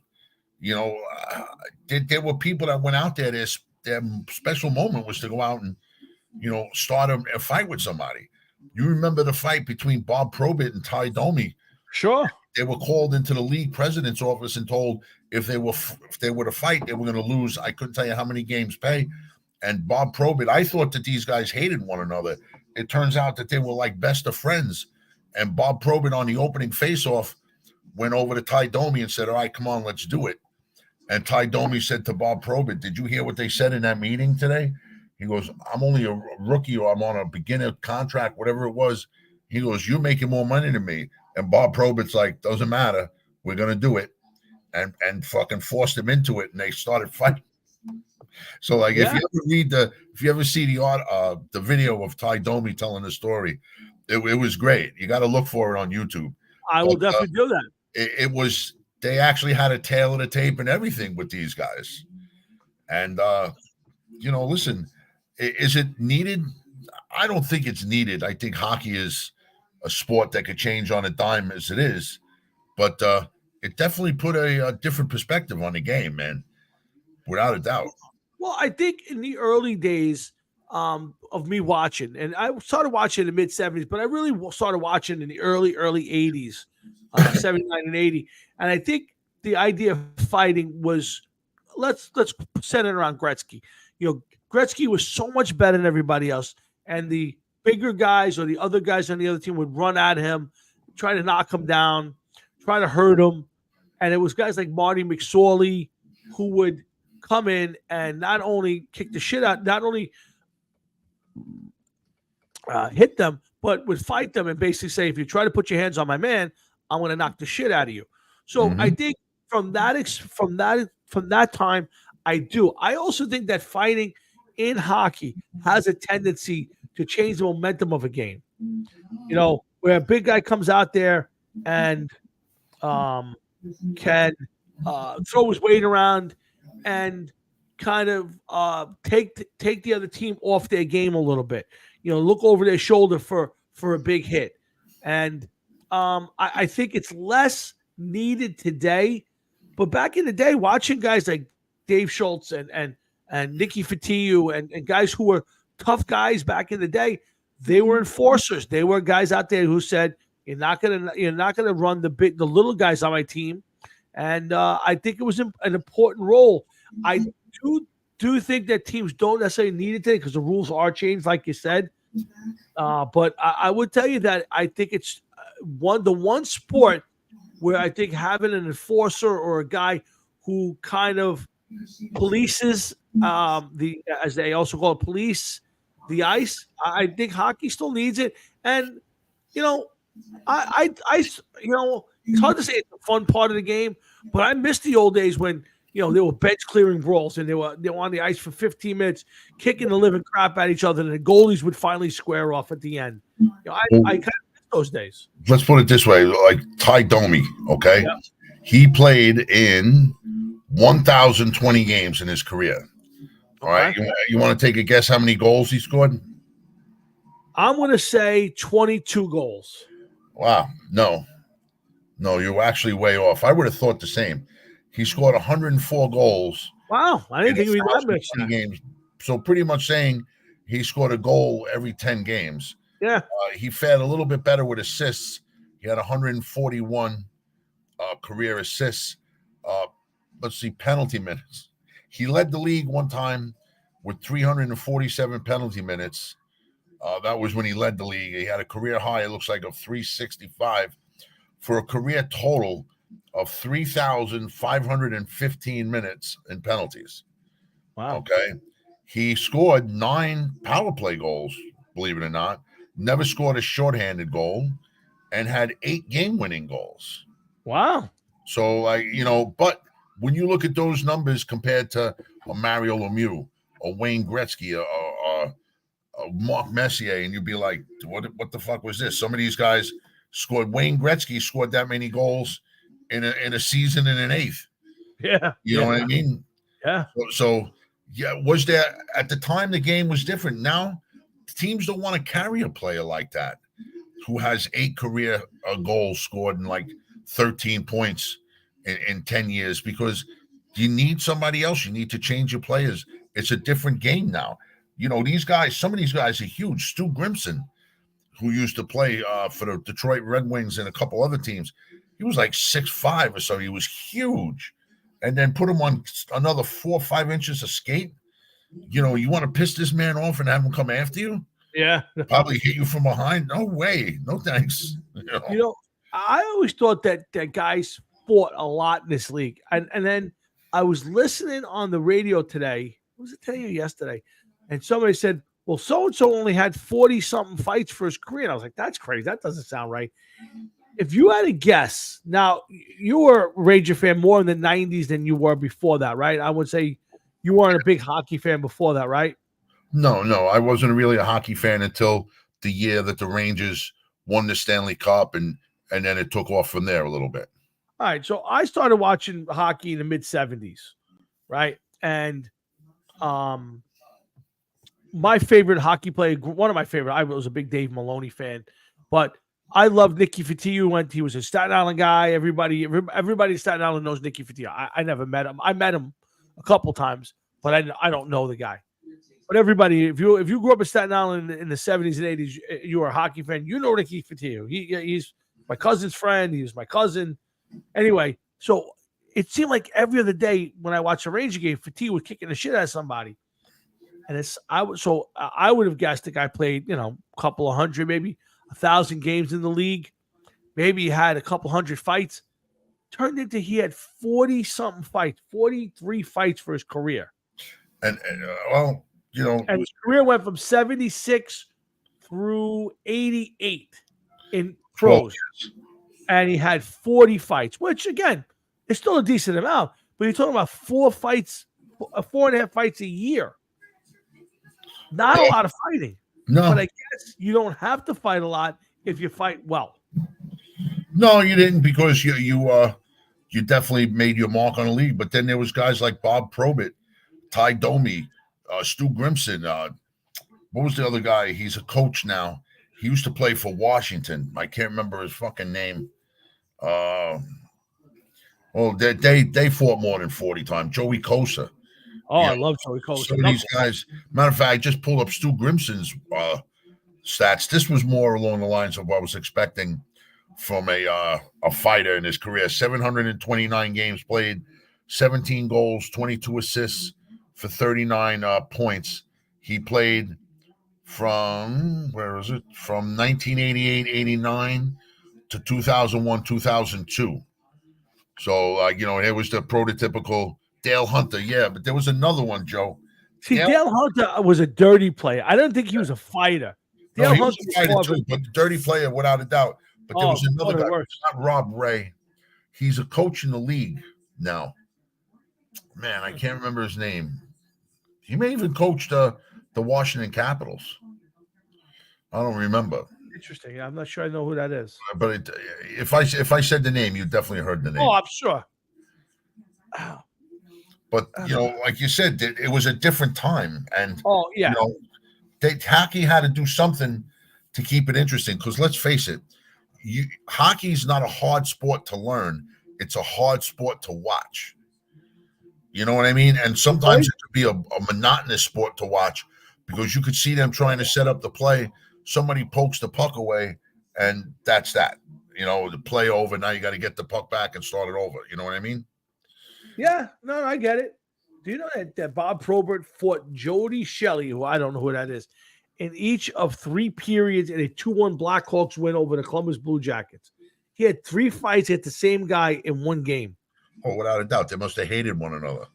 3 fights by the same 2 adversaries in a single match would not be achieved for 14 years when Evander Kane and Alex Petrovic did it February 9, 2016.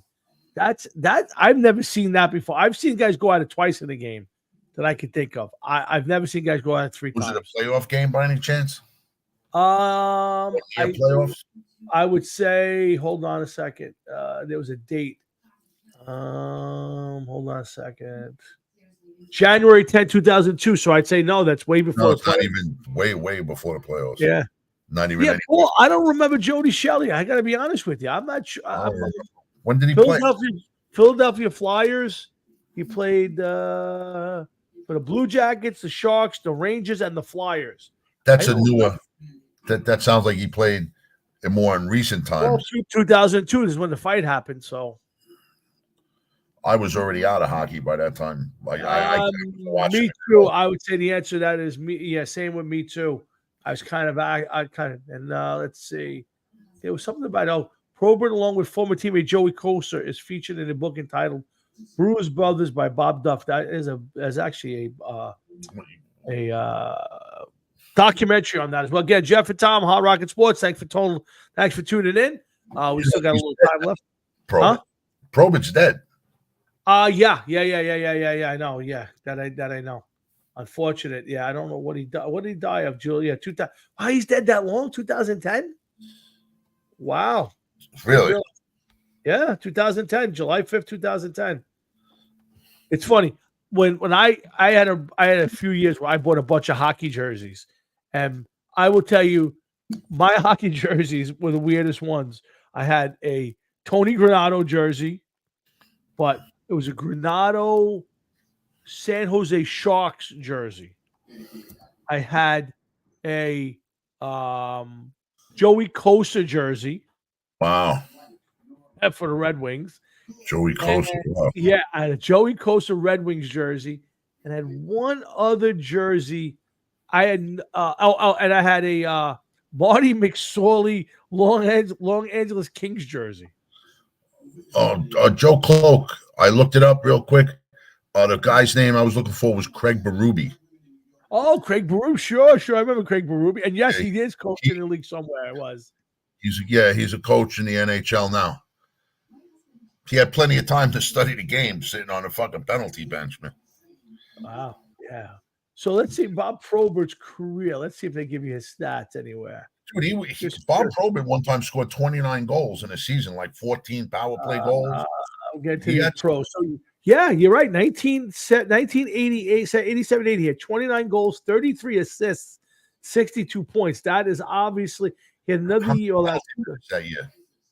Let's see. I think that's 309. That was the year he led the league in penalties. 300. Well, that was his career high, 398. Jesus Christ, 398 minutes, man. God, how many? So he was either in the penalty box or scoring a goal. Yeah, and at a game being 60 minutes long, how many times does 60 go to 400? My God, he basically missed. Yeah, he basically missed 6.5 games. Yeah, it's by sitting on the bench. Yes, it was a penalty. That's insanity. Holy cow! And Joe Cloak, Craig Berube, they called Monkey. I don't remember that. Well, I don't know. I mean, because he most of the time he was either with Philly or Washington, so we really didn't see much of him. That must have been a dirty team. But Washington, they had Berube and Dale Hunter at the same time. Yeah, Dale Hunter was one of the dirtiest players I've ever watched. Who was it that fucked up Pierre Turgeon? I think it was him. I want to say it was Dale Hunter. Because I know Joe brought it up before. He annihilated Pat LaFontaine. He's still dribbling out the side of his mouth after that. He got fucking body slammed. LaFontaine was never the same after that hit. Never the same. No. Good player. Just never was the same. Wow, Probert had 29 goals one year. That's not bad for a guy with 398 penalty minutes. Yeah, whose main job was to go fight people. Yeah, basically go kick the shit out of somebody. Imagine that, 398 penalty minutes in one season. My God, for his career, 3,300 penalty minutes. Hold on a second. I gotta do a little math, but I'm not that good. Hold on. So in his career, games, man. No, he played 935 games, right? No, but I'm saying if you're figuring out how many games he lost because of penalty minutes, that's a lot of games. 55. Oh, yes. So he played in 935 games, and in the course of that, missed 55 of them in penalty minutes. Jesus Christ. That's great. That's hockey. I gotta tell you, that is fucking hockey. Holy shit. That is the way to do it. If you're that's the way to do it. Holy cow. But I do think that there is a place in hockey for guys who hit and the guys who throw the body. And yes, the guys who drop the gloves. I don't think it's as prevalent. Obviously, growing up in the 70s, you watch a Ranger Flyer game and all of a sudden in the middle of the game, the entire place is insane and people climbing over the boards to get to the fans. It's obviously not that way anymore. And I get the reason why they don't want it. But I just, for me, I love the physicality of the NHL. I love the hitting. And, when you got a guy like Dale Hunter or some of these guys running around throwing elbows at your team, you need a a Probert, a Kosar, a Chris Nyland, a Ty Domi to go out there and say, you're going to cut that shit out or I'm going to knock the crap out of you. So, yeah. Who was it? Marty McSorley blasted somebody over the head with his stick. They were going to, I think, I know that he went on trial for charges. I think they said attempted murder charges too. I don't remember. Hold on. I'm looking at Marty McSorley right now. I remember that. Assault conviction in a game between the Bruins and the Vancouver Canucks in Vancouver on February 25th. McSorley swung his stick and hit Donald Brashear, a young black kid. Yeah, I remember. The head with 4.6 seconds left of the game. Brashear fell backwards, hit his head on the ice, losing consciousness and suffering a grade 3 concussion. McSorley was charged with assault and suspended by the NHL for the remainder of the 2000 season and the playoffs, missing 23 games. On October 6, 2000, Judge William Kitchen of the Provincial Court of British Columbia found him guilty of assault with a weapon for his attack on Brashear. He was sentenced to 18 months probation. The trial was the first for on-ice attack by an NHL player since Dino Ciccarelli's 1988 trial. Dino Ciccarelli, he was another savage too. Yes, after his conviction, his NHL suspension was extended to 1 full year through 2001. It was the longest suspension for an on-ice incident in modern history. McSorley? Yeah. Did he play again after that? It seems like he did. Let's see his career. Let's see if I can find his career. He finished his career. No, I gotta tell you, no. He played 2000 for Grand Rapids, so he did not play again after that. Not in the NHL. Yeah. I mean, he played. This happened. That incident was what 2000. See, something's not right there because. Let's see when did. Oh, so no. So it happened in 2000. Was the incident? He played for Boston, and then he never came back after that. After the next year, he played for Grand Rapids Griffins in the International Hockey League. So after that, he never came back. Wow. What's up there, Lou Pica? Hey, Lou Pica. What's up there, Gumari? And Joe Cloak brings up, I'm assuming that's Zdeno Chara. Yeah. Guy was like 6'7", 6'8". Jeez, another freak of nature. Yeah, another big, tall drink of water. Marty McSorley, if you listen to Wayne Gretzky, he tells you he's the guy you want to be. There was a guy who came in, took extra ice time, then went in, used to box. And Marty McSorley's main job was to keep Wayne Gretzky healthy. And he did a great job. And Gretzky's one. And then he went to the Kings with Gretzky. I mean, there's a guy who stayed around. He was Wayne Gretzky's bodyguard. That's just the way it was. And he made a career out of that. Edmonton Oilers teams were incredible when you think about it. Sure. McSorley, Gretzky, Messier, Adam Graves, Jeff Bukaboom. I believe Esa Tikkanen was on him. Grant Fuhr, Paul Coffey, Mike Gardner. I don't know if Mike Gardner was on Gary Curry. Yes, you just name names all day. Glenn Anderson. Sure, there was so many different names. Absolutely. You know what? I think Mike Gardner was on there. I don't think Mike Gardner was a Minnesota North Star, and then I know he played for the Rangers. I don't know. I'll look him up. I'm positive he didn't play for. Let's see, Mike Gardner, hockey. Let's see. Right winger, played 19 seasons in the NHL for the Capitals, the North Stars, the Rangers, the Maple Leafs, and the Phoenix Coyotes. He also played 1 season in the WHA for the Cincinnati Stingers. One of the fastest hockey players of all time. He used to win the skills competition. They'd have the one they skate around the rink. He was one of the fastest hockey players of all time. I remember with that mustache. Yes, had the Louis Pica stash. That's right. He had the Louis Pica stash working. Had the chest hair came up to like the bottom of his chin. Yeah. Like he was smuggling a porcupine. Exactly. Yes. It was a first-round draft pick by the Washington Capitals, and he played on line with Mark Messier and would finish second to Gretzky for the Rookie of the Year, WHA.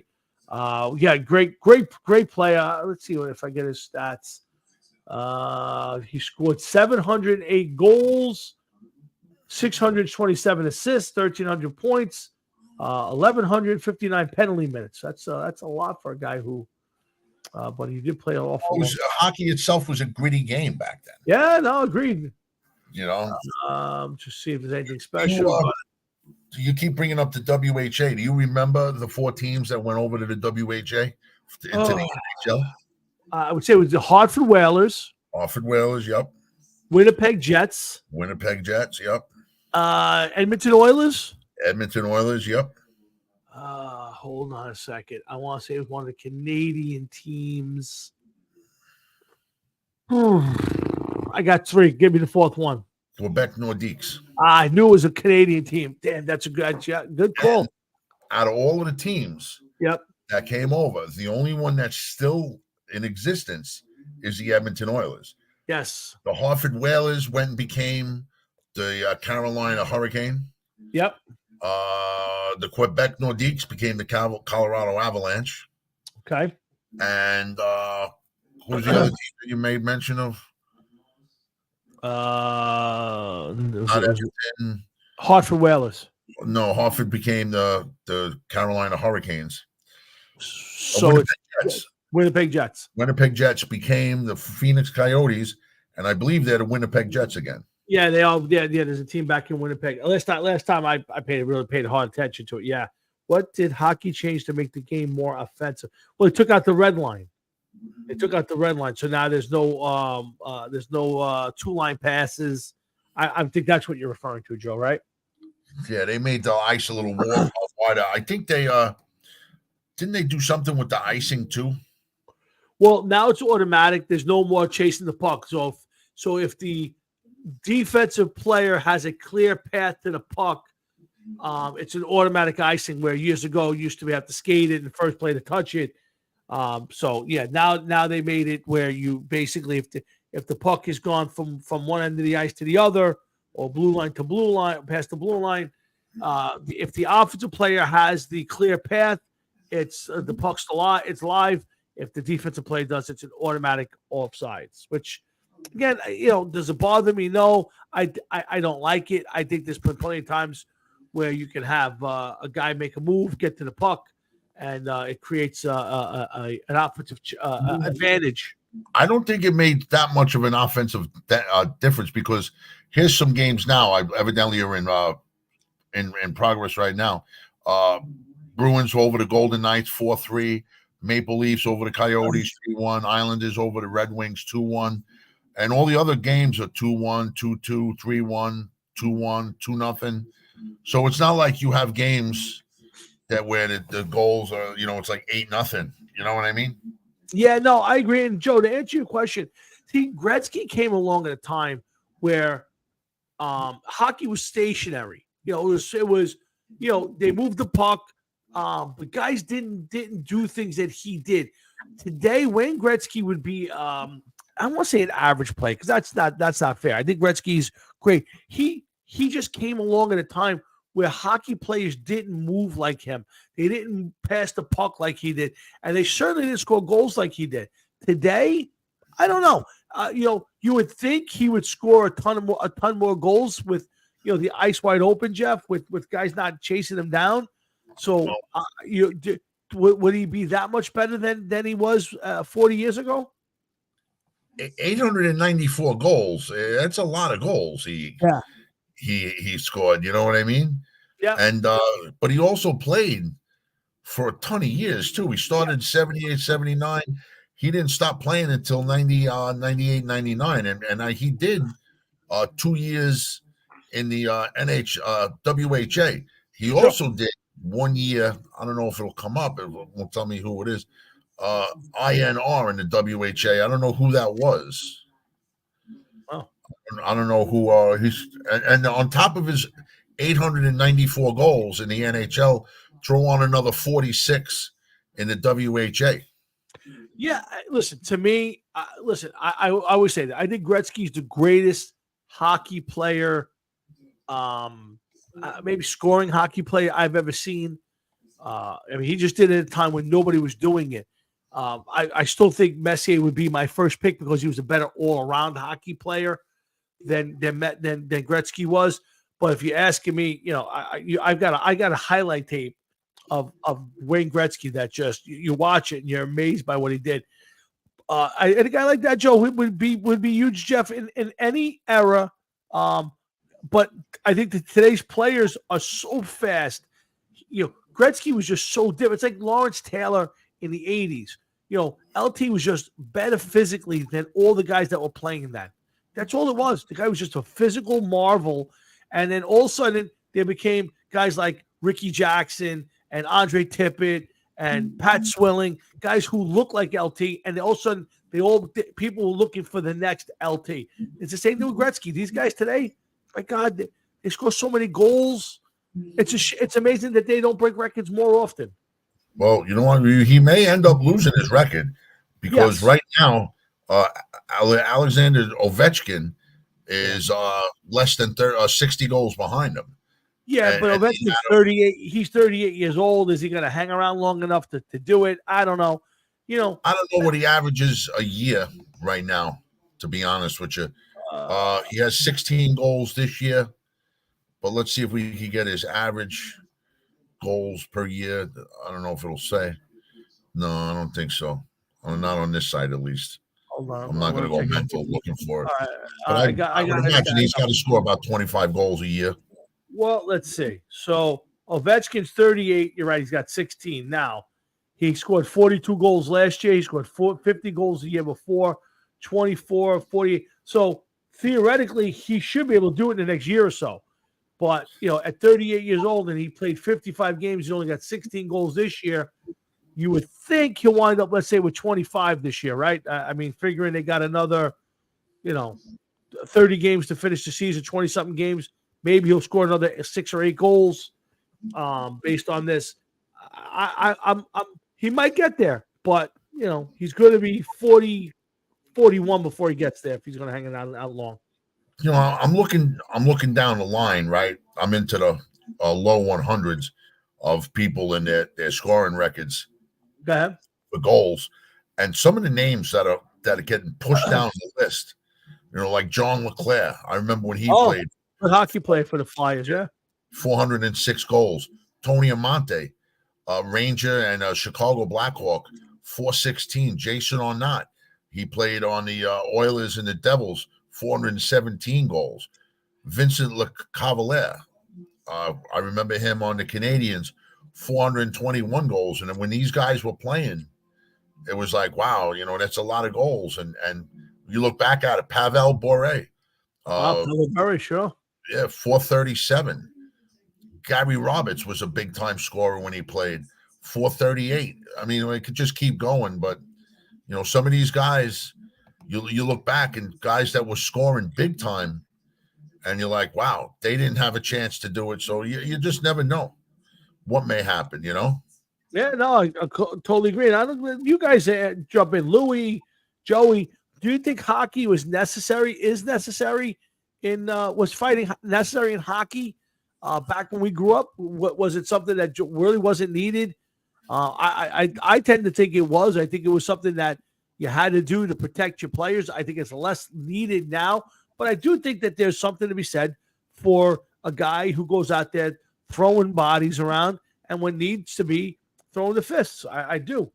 So, what's funny about your list, and I have the list in front of me, NHL leaders, there's still some guys up there, like Phil Esposito is still up there.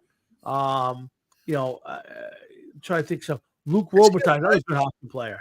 Is Phil Esposito still alive? Yes, Espo is still alive. He's still I think he's the color commentator for the Tampa Bay Lightning. Sorry, I'm thinking of hot baseball. He's got to be in his early to late 70s, early 80s. Oh, I would say at least in his late 70s. I would say he's not. He's got to be creeping in on. And you brought up Luc Robitaille. Yes. I remember watching when he was on the Rangers. They did an interview with Luc Robitaille, and he adjusted his helmet and he took his glove off. Because remember how they used to do the interviews between periods? Yes. On the hockey games.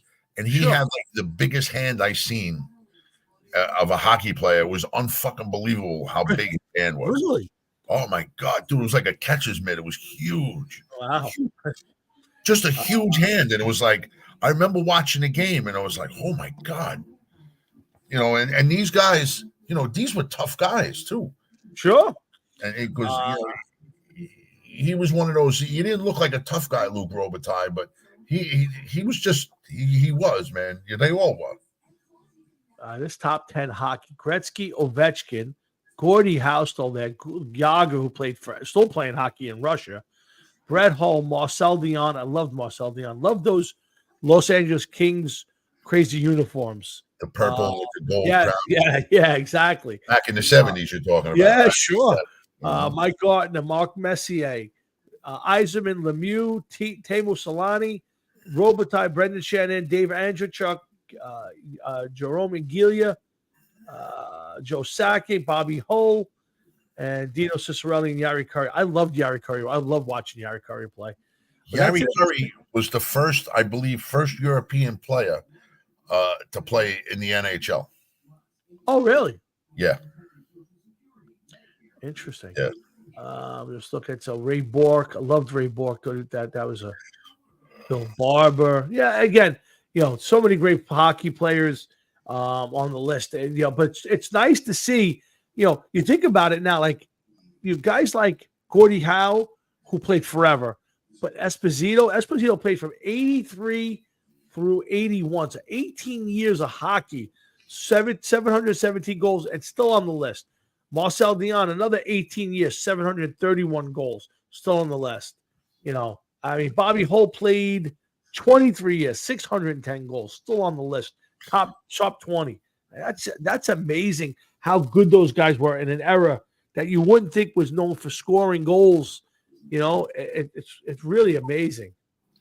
Well, some of these guys, when you look at those lists, and then you really look at those lists, and you got a couple rows down, groupings, I should say, groupings of 10 or however they had it, and you'll recognize a lot of names that played within 20 years ago, because that's about when I started to give up on hockey one year when they canceled out their postseason.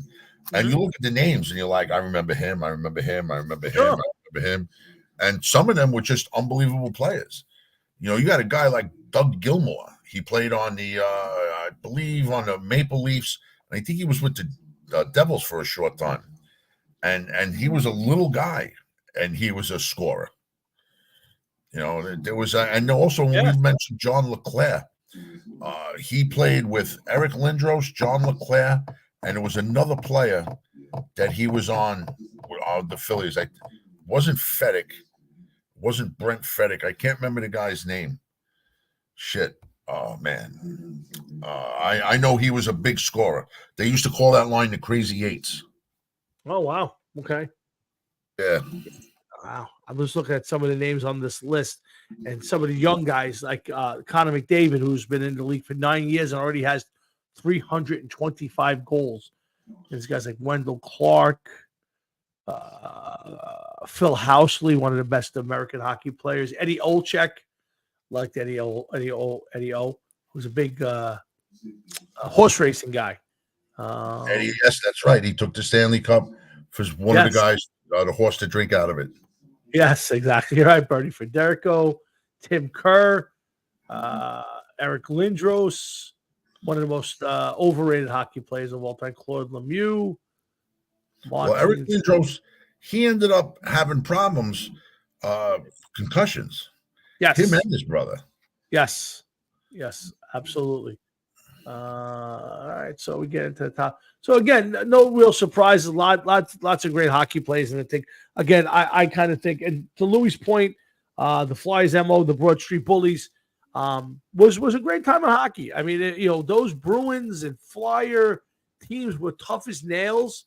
There was a reason why they were winning Stanley Cups all the time. Bobby Clark, no teeth. I mean, they were kind of the Pittsburgh Steelers of the ice at the time, and it was a great time to watch hockey. But the difference was, you didn't have guys like you do now with the athleticism that they do. Till Gretzky came along, and then all of a sudden there was a new breed of hockey player. Stevens crushed Lindros. Yes, yeah. Scott Stevens. I hated Scott Stevens with two passions, but that guy can knock people out. That was a tough hockey player. Boy, oh boy, that was a tough hockey player. But all right, guys, that's let's see what else I got on my list here tonight. I think that guy's name I was looking for, I think it was Brent Fedek. Okay. All right, so it's I think everything else we can. Eric Lindros now. Him and his brother Brett Lindros. I don't know which one draws on himself more. No, I mean, I remember Eric Lindros. You're right. Steve Stevens, I think his name was. Well, Scott Stevens. Steve Stevens is the guitar player. Knocked him back in 15 years back into the fucking past. 100%. Oh my God, yeah. The other guy said he played on the Islanders. Brett Lindros. Yes, his head was like a sponge. Like there was nothing there. That guy got concussed and was out of the league in a couple days, it seemed. Yeah. Again, hockey back in the day was a tough sport. Still is. I still think hockey players are the toughest athletes out there. I mean, those guys get their teeth knocked out, stitched up, and they're back on the ice second period. Dude, read a hockey injury report and compare it to any other team, any other sport you want. Okay. Yep. When there's guys, there was 1 year when I was big into hockey. I remember my friend showing me the injury report, and some guy was out for God knows how long because of a crushed testicle. A crushed testicle. Does that mean that it fucking broke open and ruptured? Well, what is a crushed testicle? I can't even imagine. How do you treat a crushed testicle? That's the question of the day. Oh my God. I don't even want to hear that. Yeah, you can't even rub a crushed testicle. It's not even. Who would want to rub a crushed testicle? That's not clear. Must be like a broken egg in a stocking. I don't know.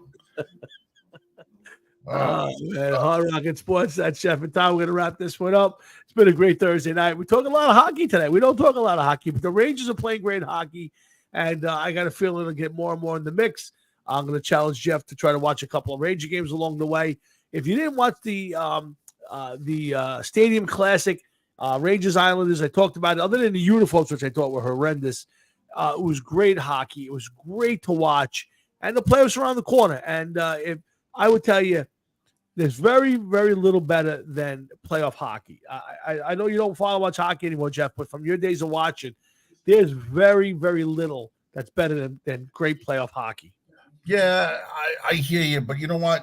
I think that they've made it too long, and I think that they can revamp their schedule and get more people into it. The first round should be a best of 3.